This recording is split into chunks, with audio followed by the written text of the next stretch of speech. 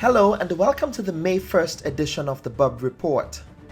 This week, Grenada joins the rest of the international community in celebrating International Workers' Day.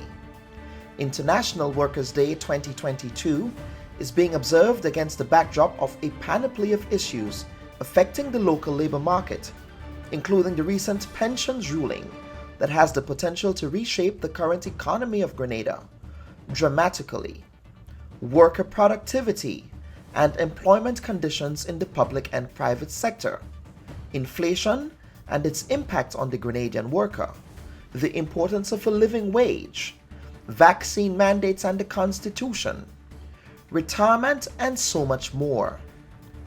Last week, the subtext of public pronouncements delivered by both the Prime Minister and the NDC leader offered competing visions concerning the fiscal impact of the pension ruling.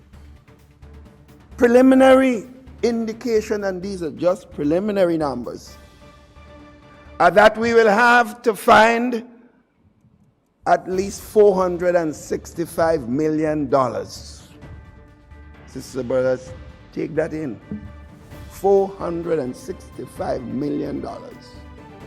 That's not all.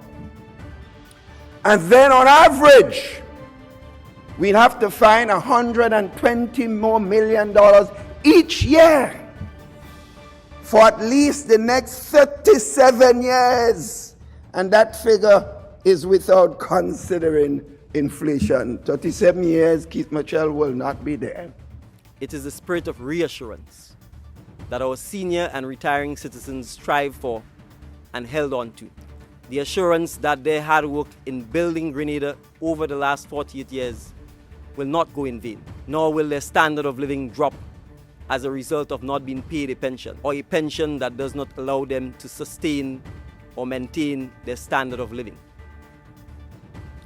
It is that spirit that our public service workers held on to for over 30 years in their quest to be paid a pension.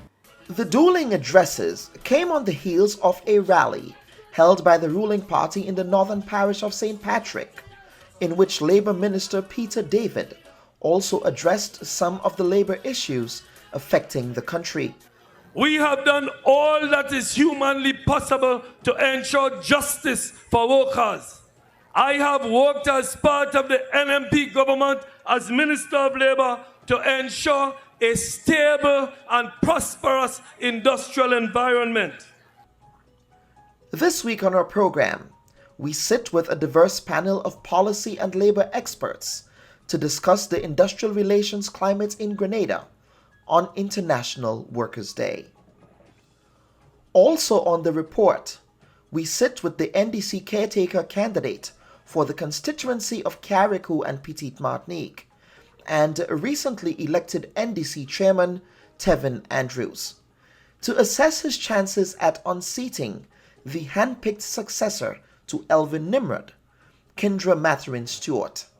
She is not shy about her delivery record on the sister isle of Carriacou and Petite Martinique. Mathurine Stuart, the first-time Member of Parliament and the second female after Joan Purcell, continues the unbroken string of victories that NNP candidates have delivered on behalf of their party on the sister isles.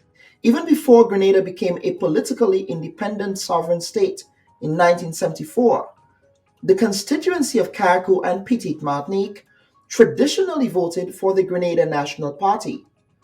The party eventually merged with Francis Alexis's Grenada Democratic Movement and George Brezan's National Democratic Party at the Ronald Reagan-sponsored Union Island Conference on August 26, 1984, to become the new National Party as we know today.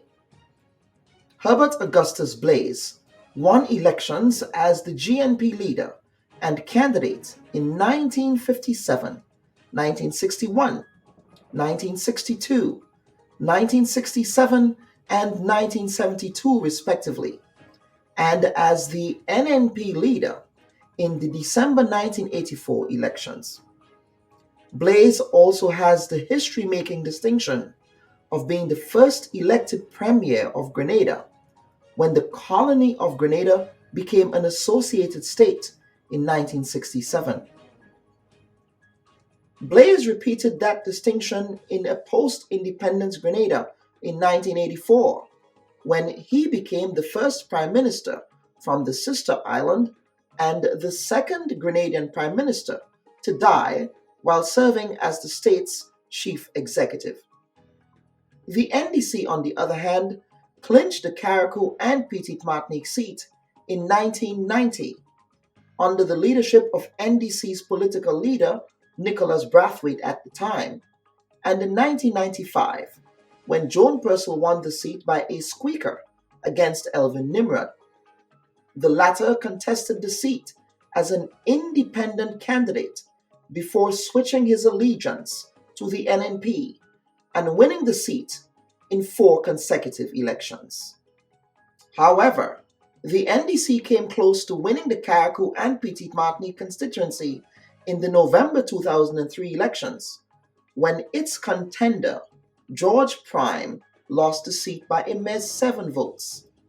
This margin stood between them and state power after they won 7 seats to the NNP's 8 seats in that year. Since then, the party has struggled to wrest control of the seat and has now turned to a community organizer and youth activist who is also carving a niche of his own on the political landscape in Grenada.